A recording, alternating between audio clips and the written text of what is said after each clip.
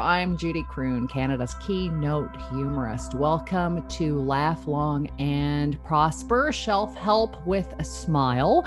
On Fridays, we do something called Psychic Fridays, and I am so excited to speak to my guest today on the podcast, Mark Hamilton. Mark is the Olive Reader. It was so hard to get a hold of Mark. He is booked up for years, but I have been lucky. Mark has been professionally seeing clients since 2012. He has seen thousands and thousands of clients since then. I think I read somewhere like 29,000 clients. Mark began his career as working in social work and a parenting practitioner. He's a talented medium who relays information from friends and loved ones who have passed into spirit. Mark has known about spirit from the age of 7 in the form of premonitions and deja vu. Since seeing clients professionally, Mark has successfully helped many families achieve closure by passing on messages of healing and love from loved ones who have crossed over. He has also worked with groups helping members to achieve objectivity and understanding of their loss. He has also a number of charities that he's involved with. He does a lot of great work for the community. He's got a brand new book that is coming out. And without further ado, Mark, thank you for joining me. Welcome to the show. Thank you for inviting me. So I got to tell you, I was reading your book yesterday and it is fantastic. What the F, The Life of a Medium. And Mark, what I like about it, you've got some major takeaways from there. You don't try to be mysterious and say, well, you know, this is limited to a very small group of people. You're like, no, these are the nuts and bolts. If you want to be a medium, you can do it, but you have to practice this, and this. And I thought you laid that out really well in your book. It's fantastic. When exactly is it coming out? So I'm hoping the summer. I've just got to deal with some publishers, and I've got to deal with some art because I have some of my guide pictures that I want to put in there. So I want to make sure those pictures are put in there so people can see who I'm working with the spirit world, because it's not just me, it's, you know, a whole team of people in the spirit world that are helping me do what I do. So I kind of want to give them a little bit of credit. And, you know, that brings me to the first question. You are your website, olivereaders.com, but you are the Olive Readers. It's the number one question is, why is it the Olive Readers? But you explain that well in your book. So please tell listeners why you're called the Olive Readers. Well, there's actually two reasons. In reality, the first reason is I actually had an email address many years ago that was called Bunch of Olives at AOL.com. And when we started the business, it's me and my partner, but I do 99% of the Olive Readers, and my partner has another job. So when we started it, it was like, what do we want to call it? And we just came up with, you know, because I love Bunch of Olives, but I don't eat olives. So people, you know, I sort of said, oh, well, you know, okay, Olive Readers. But I didn't really understand what Olive Readers was, because when I started the business, the Olive Readers, people always assume it's a team of 20 people. Other people with the Olive Readers thought that it was me reading olives. And, you know, and there's so many times people have said to me, oh, you know, where are the olives? Or they say to me, you know, oh, okay, where's your team? And I'm always looking around thinking, no, I am the team. Or, I spoke to your team members, the Olive Readers. No, that's me. And the other thing is, people think my name's Oliver. They say to me, oh, your name's Oliver Eder. And I'm like, no, my name's Mark. And they're like, no, it's not. And I'm saying, yes, it is. So I argue about what my name is, because my website is a snapshot of who I am. And I wanted the website to kind of lay out in the simplest form.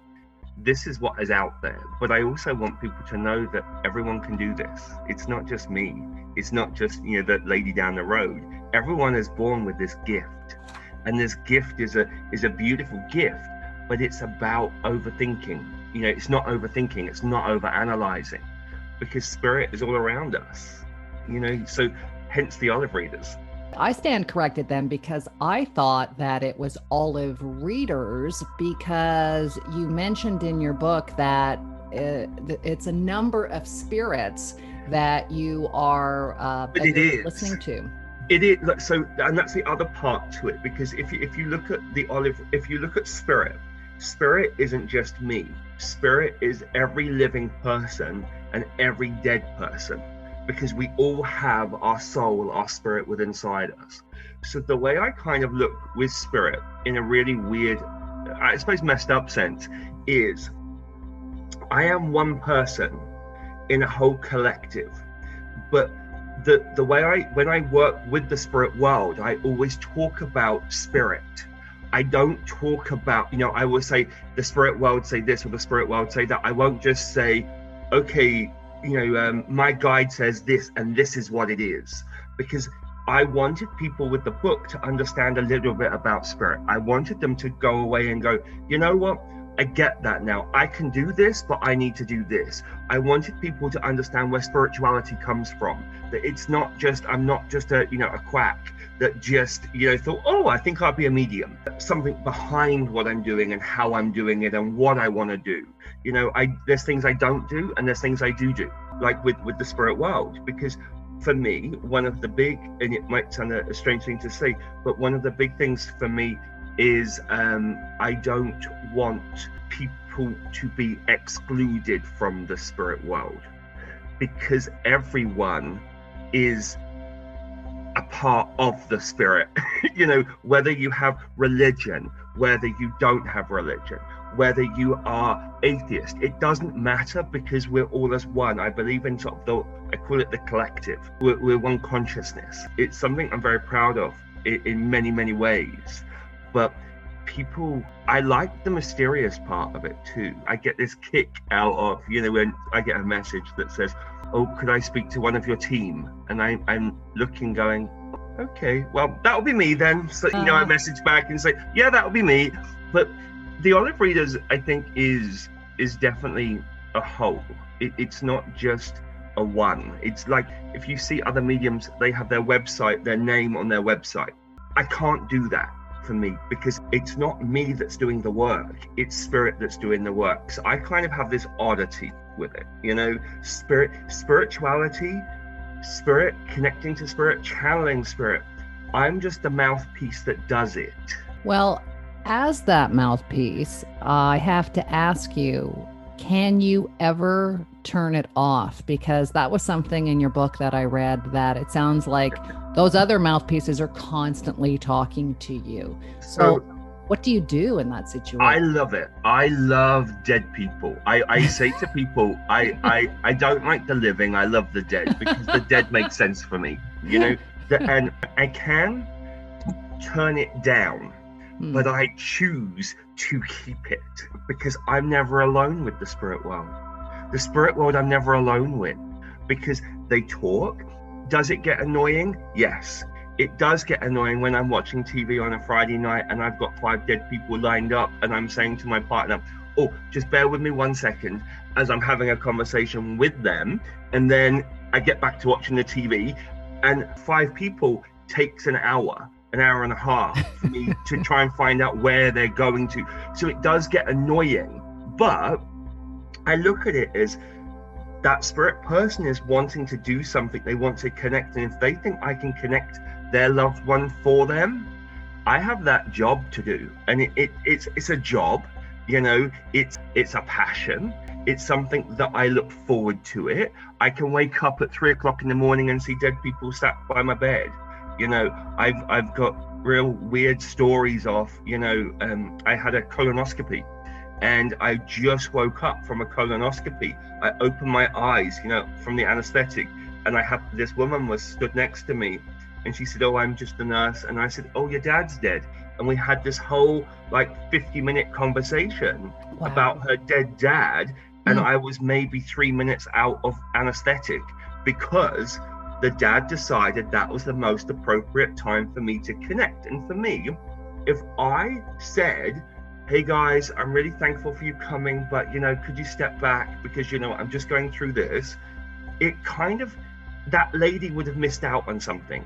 And that lady, who I don't know, wouldn't have got that gift that she needed to hear.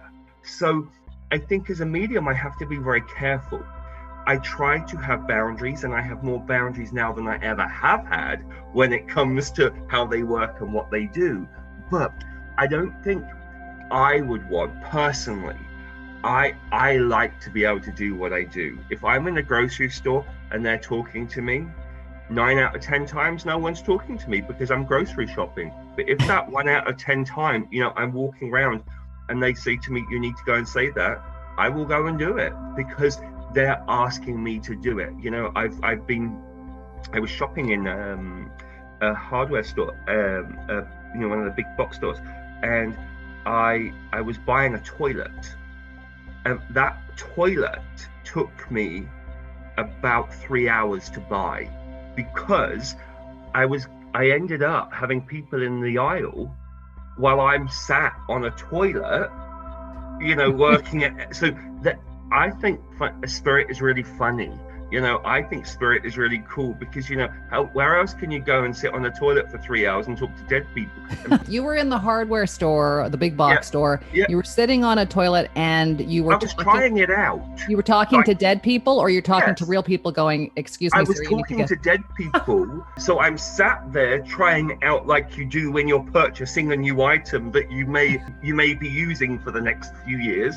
So I'm sat there because I'm tall, and dead people started coming. And then it just so happened when the dead people started coming, I got talking to someone who got talking to someone else, physical people who radioed in the store to someone else to come. So I had staff members of the store. We were just sat talking, and it was just the oddest experience. But the one guy, he said to me afterwards, he said, my dad died. It was like 4 years previously. He said, I didn't understand what mediums were. I had an interest, but I didn't understand. He said, now I do. He said, but now I don't have to go and see one because I got everything I needed from you. And I said to him, no, it's not from me, it's from them, because it's truly spirit. Spirit is amazing. And they don't have time in heaven. Remember that. There's not a thing called time in heaven. So they don't look at us and say, oh, it's the wrong time. If that's their moment and they're saying, oh my God, I can get in, they're there. Okay, so then this brings up the question for me. A whole bunch of people on the other side that need to use just one telephone, i.e. yourself or another medium. Is there a lack of telephones on Earth? Because I was under the impression that once people move on to the spirit world, unless they've got issues that they still have to deal with, for the most part, they're pretty happy. Things are cool. They don't really need us anymore. They've moved on to the next level, let's say. So interesting. Spirit, if you said to me, do I believe that the spirit world need us as humans, as living humans? No, we need them. So what happens is, and I say this, and sometimes it's a bit controversial for some people, I will say things like this: your dead relative doesn't miss you because they have you. You miss them because you don't have them. So the issue is, if you said to me, does spirit only come because they want to fix something, help someone in need, or if they've got unfinished business? No.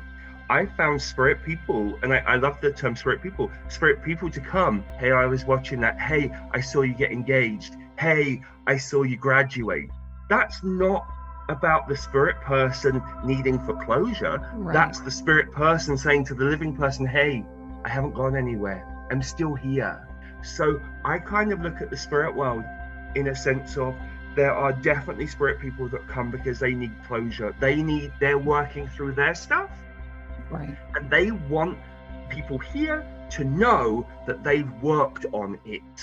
So you've got that. Sometimes birth family have come because they didn't know them.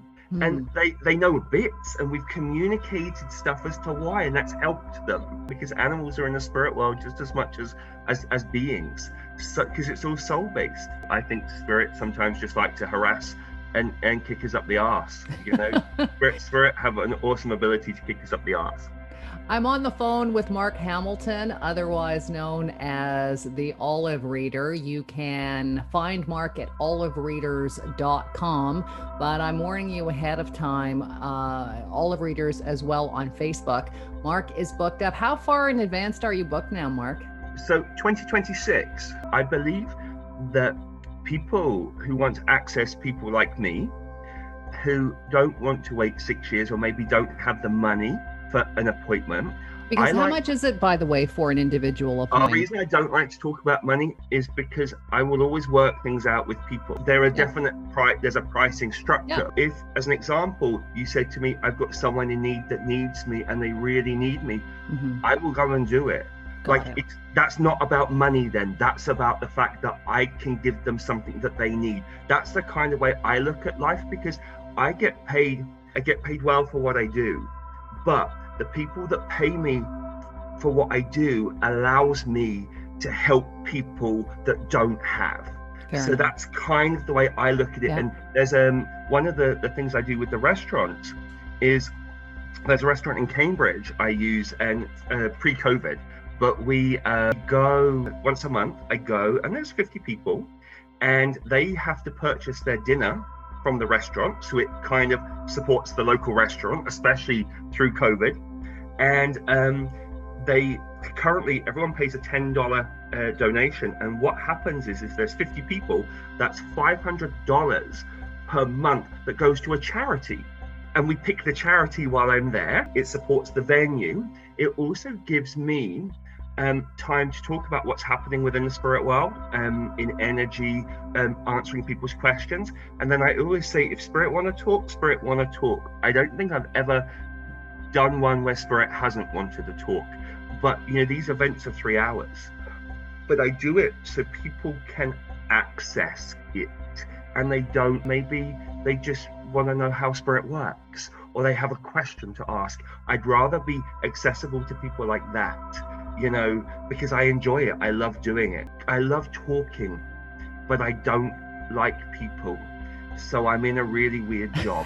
No, you don't like living people. You like dead people, but you don't like living people. The dead people rock. I have a phrase that I wouldn't possibly use, but it's a phrase I say quite a lot, because I just think, don't be so dumb.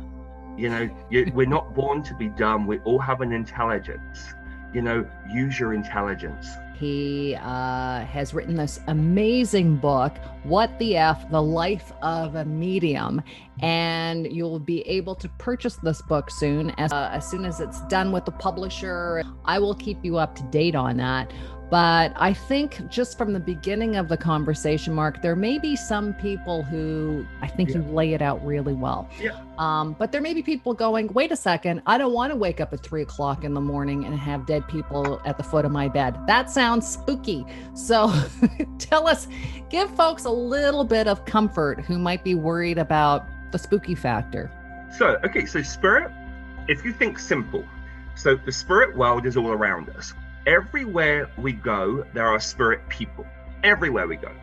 But when this is things that I do personally, and these are the things that I recommend people to do. I've only connected to positive spirit people. I've never had a bad spirit connection, because I use my guides and angels. When I first started this, I didn't know who my guides and angels were. But I say this a lot to people, you ask. So you just ask in your head, these guides and angels, please protect me. If you said to me, who is the boss with the spirit world, it's actually me when I'm working with the spirit world, and it would be you if you're working with the spirit world. So if you keep being woken up at 2 o'clock, you have that ability to say that.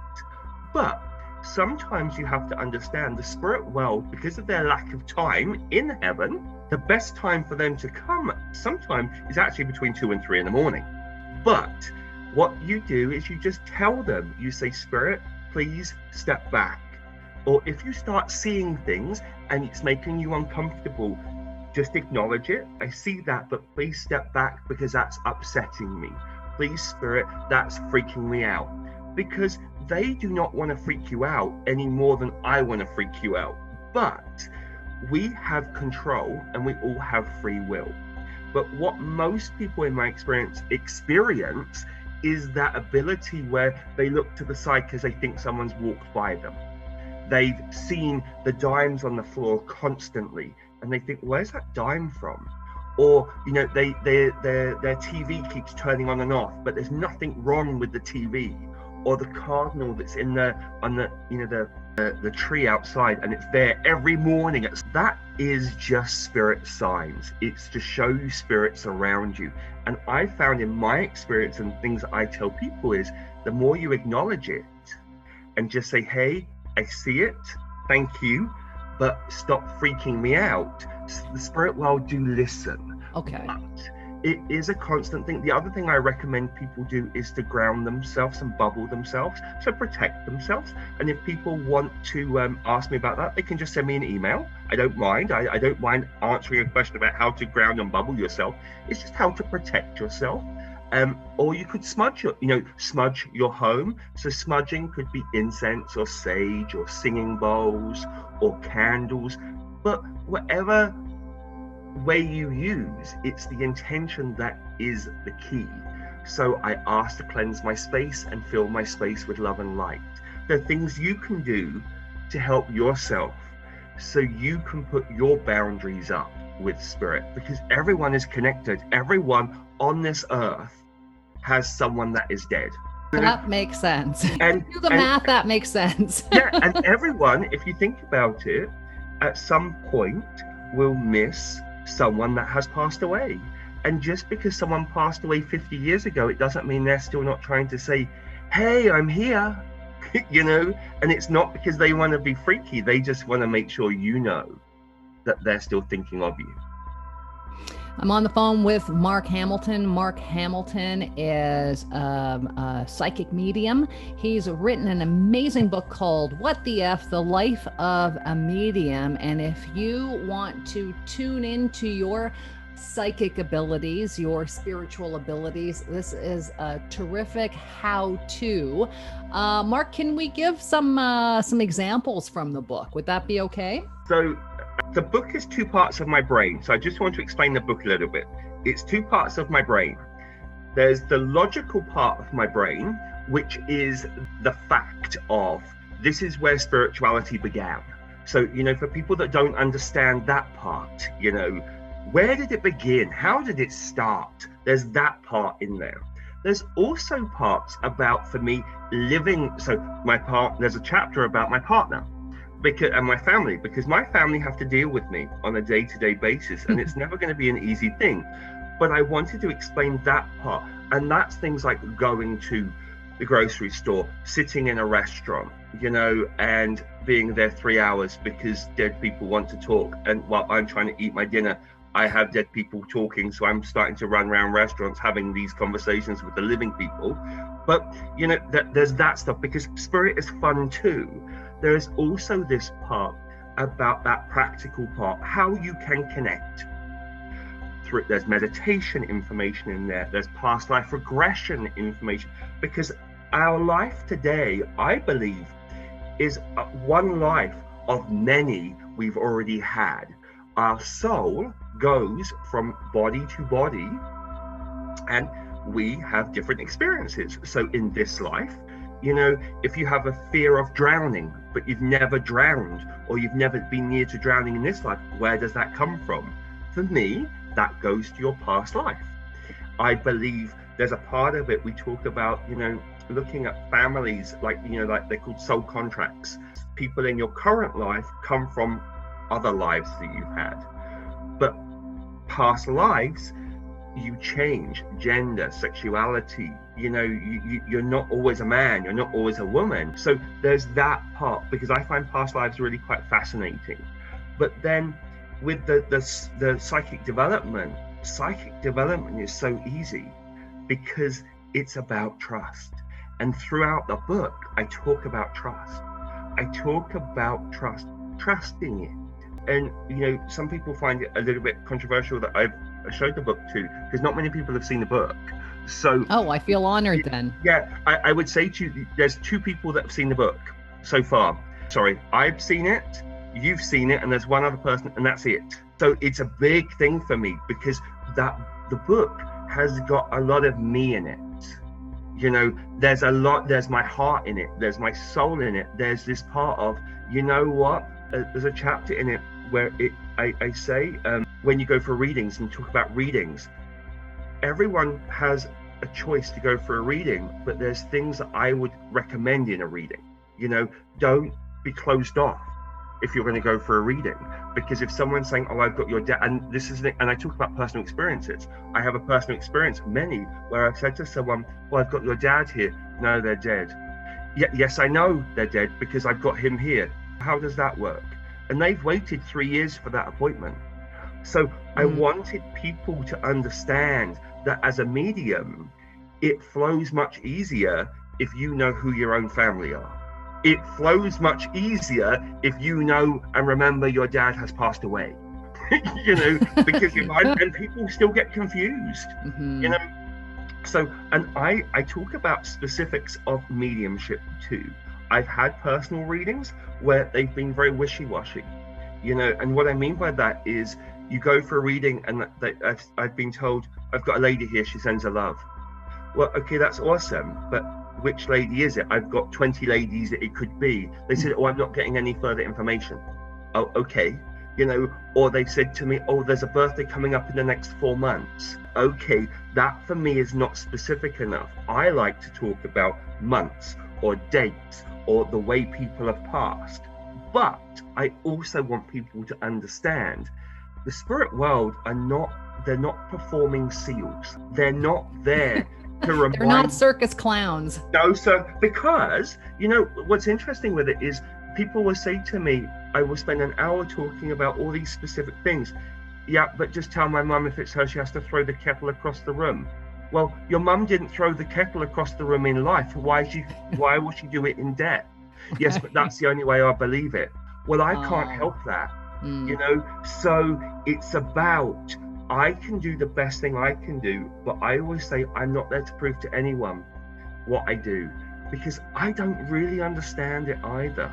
All I can tell you is I sit minding my own business and lots of dead people pop in my head. Do you hear them and see them, or do you just hear them? So I used to see them and hear them. Now I just hear them, but I hear them in my own voice. So it's my own, I don't hear them in theirs. I hear them in mine. So it's like, you know, when you're thinking in your head, oh, I've got this to do, this to do, this to do, this to do. That's how I hear it. I just hear it in my voice, in my head. And it's thoughts that I know are not mine. Well, you would be a fantastic source to ask this, since you have that portal open. The Life of a Medium is coming out soon with Mark Hamilton. If you want to get a reading with Mark, a personal reading, he is booked up until 2026. So if you go to olivereaders.com, he does group reading, he teaches. But the question I have for you, Mark, since you have this fantastic portal, what is the biggest regret if, you know, those collective voices on the other side could say, look, these are the 3 things people need to snap out of on Earth while they're living? What would you say some of those takeaways are? So it would be fear. It would be fear of something they don't know. So how the spirit world showed me just with that is they show me the possibilities that someone can do, but it's the living person that was like, I can't do that, I'm not worthy of that, I can't.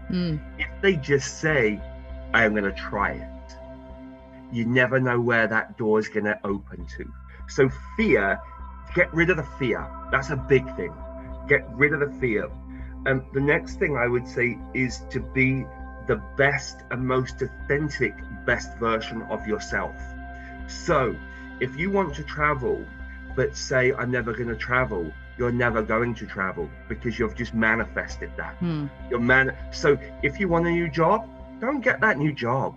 If you're not happy in your relationship and it's not something you want to work upon, or the other partner doesn't want to work upon it, you have to make a decision. Because you can't always blame other people. you have to own it. And ownership is a big thing for me with the spirit world. Own it. Own your crap. If you want to go to school but haven't done it, and the only person that's stopping you is you, own it. What can you do to get there? It might be a different way to get there than you think. It might be a different thought process. And I think the last thought I would just have about, regret is, remember, in the spirit world, they have peace. You did the best job you could at the time you had with that person. When they do go to the spirit world, they have peace, but they can see it for what it was. So I find in my business, in my job, there's a lot of people that will say, my dad was this, my dad was that. Why didn't he do this? Why didn't he do that? The only person that affects is the person in the living. It doesn't affect the person in heaven, because they're working through that. So I kind of would say it's like cleaning out your closet. Look at you as a person. What's important for you? What's not important? If you've got stuff in your brain that's clogging up your brain, allow stuff to go. It could be therapy you go for. It could be reading. It could be poetry. It could be seeing a medium. There's many different ways in which to unburden your burdens that you don't have to carry. Because if you don't unburden them, you will just be having to come back and relearn the same things in the next life. I'm on the phone with Mark Hamilton. He is the Olive Reader. If you go to the website olivereaders.com, you can contact Mark. As I said, he is booked up until 2026, but there is a variety of ways you can reach out to Mark. He teaches classes. He does group readings. He does a lot of charity work, and we're actually going to continue this conversation next week. So tune in next week as we take some more excerpts from Mark's brand new book that is breaking called What the F? The Life of a Medium. Again, if you want to reach out to Mark, Olive Readers on Facebook, olivereaders.com, or you can also send him an email, olivereaders@gmail.com. Mark, thank you so much for joining me. You. We will continue this conversation.